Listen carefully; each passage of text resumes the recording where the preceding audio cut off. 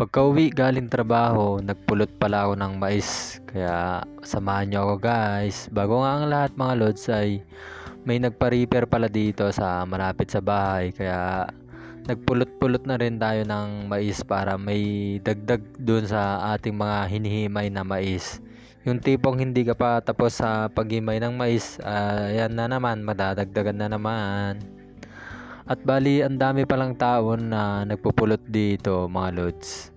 At ayan na nga mga lods, nung may napulot na tayo, agad ko nang sinaling dito sa isang sako para hindi tayo mabigatan sa pagpulot ng mais. At bonus na lang talaga kung may magsabi sa'yo na cute ka, kung wala pa, wala na tayong magagawa. Tadhana mo na yan eh.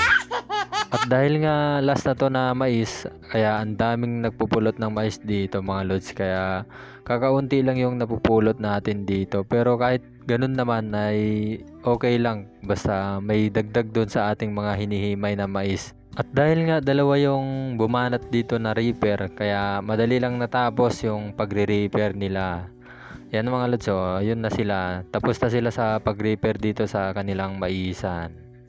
At nung natapos na nga mga lods ay tinignan muna natin yung ating mga baka dito. Kasi nandito naman sila sa ating pinagpulutan. Dahil nga inuwi natin nung kahapon. At buti na lang may tubig dito sa ating pinaglagyan. Kaya kahit papaano ay nakainom naman sila. Ito na mga lods sila. Nagugutom na naman yung ating baby baka dyan mga lods. Grabe kasi yung gala niya dito sa bukid. Kaya nagugutom siya lagi. At bago ang lahat, pampagood vibes muna.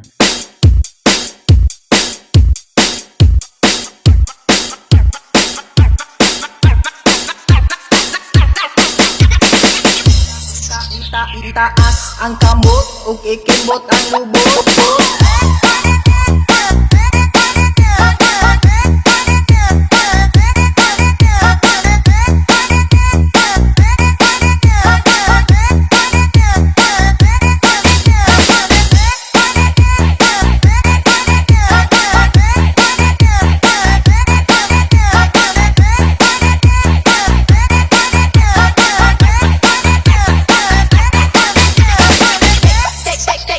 Dali na mo mga amigo ug akong amiga, paminaw ug panayaw mo sa pag-ukon sunata. Simpira good para lang ta malingaw.